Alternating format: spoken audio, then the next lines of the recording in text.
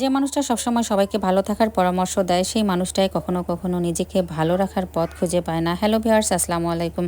আপনারা সবাই কেমন আছেন? আলহামদুলিল্লাহ ভালো। সকালবেলা ঘুম থেকে উঠে চা নাস্তা করার কিছুক্ষণ পরে দেখি হালিমাসি হচ্ছে দুইটা বাচ্চা পেয়েছে আমাদের বাসার পিছনে, কিন্তু বাচ্চা দুটাকে চিনতে পারতেছিল না। তো দেখি হচ্ছে আমার শাশুড়ি আম্মা চিনতে পেরেছে, আমিও চিনলাম যেগুলো হচ্ছে বালিহাঁসের বাচ্চা। তো হালিমাসি মনে করেছিল এগুলো হয়তো বা কোনো পাখির বাচ্চা হবে। তো যাই হোক, এদিক দিয়ে পাখিগুলোকে খাঁচার ভিতরে রেখে খাবার দিলাম মুড়ি ভিজে।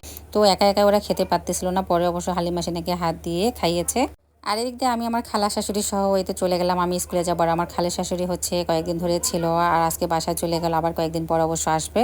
তো আমি হচ্ছে আমার খালা শাশুড়িকে রাস্তায় হচ্ছে আর কি নামিয়ে দিয়ে ওপাশে আমি একটু মার্কেটে ঢুকলাম। ওখানে কিছু হচ্ছে আমার একটু কেনাকাটা ছিল। এই যে আমার মেয়ের জন্য হচ্ছে ক্রিম নিলাম, আমার ফেস ওয়াশ আর টুকিটাকি হচ্ছে কিছু কাজ ছিল, কাজগুলো হচ্ছে সেরে তারপরে স্কুলে আসছি। বান্ধবীদের সঙ্গে আড্ডা দিলাম, ওরা আমার জন্য অনেকক্ষণ ধরে অপেক্ষা করেছে। আসলে ওদেরকে কথা দিয়ে আমি কথাটা রাখতে পারিনি, তার জন্য ভিডিওর মাধ্যমে বলে দিচ্ছি তাদেরকে অনেক অনেক সরি। কারণ আমি সকালবেলায় হচ্ছে ওদেরকে আসতে বলেছি যে সবাই মিলে আজকে হচ্ছে একটু আড্ডা দেবো, কিন্তু যাই হোক। আর যখন আমি বাইরে বের হই অনেকগুলো কাজে নিয়ে বের হয়েছি, যেহেতু এক সপ্তাহ পর এবার হচ্ছে ছেলের স্কুলে গেলাম, তাই ভাবলাম যে ওই দিক দিয়ে কাজগুলো একটু সেরে আসি। আর কয়েকদিন ধরে হচ্ছে ও জ্বরে ভুগেছিল, তাই স্কুলে যেতে পারিনি প্রায় এক সপ্তাহ। তো বান্ধবীরা স্কুলে বসে আড্ডা দিয়েছে আর মুড়ি মাখা খেয়েছে। যে দেখেন মুড়ি মাখাও আমার জন্য পলিথিনে বেঁধে রেখে দিয়েছে, আমি আবার এসেই হচ্ছে একটু খেয়ে নিলাম। আলহামদুলিল্লাহ, এই ভালোবাসা যেন আজীবন থাকে, তাদের জন্য অনেক অনেক দোয়া ও ভালোবাসা রইলো। তো সন্ধ্যার দিকে হঠাৎ করে আমার মেয়ে বলতেছে ওনাকে খুব সেমাই খাওয়ার ইচ্ছা করেছে, ও ভিডিওতে দেখেছে আর কি। ভিডিওতে দেখলেও কিন্তু কোনো কিছু দেখলে এটা কিনে চায় বা ওটা খেতে চায়, এরকম বায়না ধরে মাঝে মধ্যে। তাই হচ্ছে সন্ধ্যার দিকে ওদেরকে একটু সেমাই রান্না করে দিলাম, সেমাই মুড়ি দিয়ে খেয়ে নিল। এই বনফুল লাচ্চা সেমাইটা খেতে কিন্তু ভালোই লাগে। সারাদিনে আজকে আমি কিছুই রান্না করিনি, কারণ হচ্ছে গতকাল সারাদিন রাতে হচ্ছে আমরা দাওয়াত খেয়েছি। দুপুরবেলা হচ্ছে বিয়ের দাওয়াত, রাতে আমার মেজনানাসের বাসায় দাওয়াত। কালকের যে তরকারিগুলো ছিল ওইগুলোই হচ্ছে আজকে সকালবেলা চালিয়ে দিয়েছি, শুধু হচ্ছে লাউয়ের বিচি ভর্তাটা করলাম। আর আজকে হচ্ছে আমার খালা শাশুড়ি আম্মা চলে যায়, তাই গতকালকের মুরগির মাংস ছিল সেটাই গরম করে দিয়েছি। আর এই তো রাতের জন্য হচ্ছে এখন আমি রান্না বান্না করতেছি।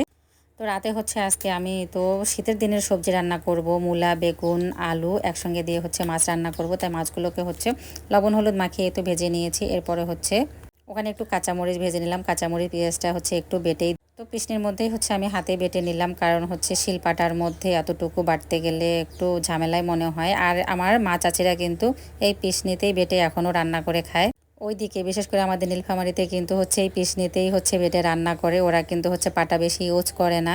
তো এই সবজিটাতে অবশ্যই একটু ধনিয়া পাতা হলে ভালো হতো, তো যেহেতু এখনও ধনিয়া পাতা পাইনি, ওইভাবে বের হয়নি আর কি। তো এইভাবে হচ্ছে একটু জিরা গুঁড়া আর একটু পাঁচ মশলা গুঁড়ো দিয়ে রান্না করে নিলাম। আর এদিক দিয়ে হচ্ছে রান্নাবান্না শেষ করে হাত মুখ ধুয়ে এসে বাচ্চাদেরকে নিয়ে একটু পড়তে বসলাম। তো আমার ছেলে কি সুন্দর হচ্ছে একটা বাঁশের কঞ্চি এই যে কস্টেপ দিয়ে হচ্ছে বানিয়ে দিয়েছে, আমাকে বললো আম্মু পড়তে বসলে এটা নিয়ে তুমি বসবা। যাই হোক, ভালোই লাগে। আজকের ভিডিওটা আমি এ পর্যন্তই শেষ করলাম। আপনাদের কাছে যদি ভালো লেগে থাকে অবশ্যই অবশ্যই একটু কমেন্টস করবেন, শেয়ার করবেন, লাভ রিয়াক্ট দেবেন। আর বেশি বেশি ভালো লাগলে একটু ফলো দিয়ে পাশে থাকবেন। আল্লাহ হাফেজ।